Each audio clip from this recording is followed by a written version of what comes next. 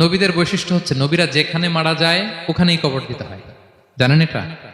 বিষ্ণু ইসলাম মারা গিয়েছিলেন আম্মাজান আয়েশা রাদিয়াল্লাহু তাআলার ঘরে, ফলে ওখানে বিষ্ণু ইসলামের কবর হয়েছে।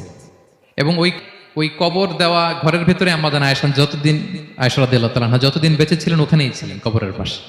এরপরে বাবা মারা গেলেন আবু বকর, বিষ্ণু ইসলামের পাশে কবর দেয়া হলো, বাবা আর স্বামীর পাশেই থাকলেন। এরপর ওমরে ফারুক মারা গেলেন, ওনারও কবর দেয়া হলো। কিন্তু এখন তো আর বাবা আর স্বামীর সাথে পর্দা নাই, ওমরে ফারুকের সাথে তো পর্দা আছে, তো তখন তিনি ঘরটা হয়ে গেছে ছোট, তিনটা কবরে অনেক জায়গা স্পেস নিয়ে গেছে। এখন অল্প একটু জায়গা পর্দা টাঙায় দিলেন ওমরে ফারুকের সাথে পর্দা হিসেবে, ছোট্ট একটা জায়গায় যতদিন বেঁচে ছিলেন ওখানটাতেই ছিলেন। তাহলে রাসূল সাল্লাল্লাহু আলাইহি ওয়াসাল্লামের কবরটা হচ্ছে আম্মাজান আয়েশা রাদিয়াল্লাহু তাআলার ঘরের ভেতরেই। আপনারা মসজিদে নববী যারা ভিজিট করেছেন তারা জানেন যে আপনারা যখন কিবলামুখী হয়ে নামাজ পড়েন, বাম দিকে বিষ্ণু ইসলামের কবর, সেখানে রাসূল সাল্লাল্লাহু আলাইহি ওয়াসাল্লামের পাশে আবু বকর এবং ওমরে ফারুক রাদিয়াল্লাহু তাআলা আনহুমা শুয়ে আছেন।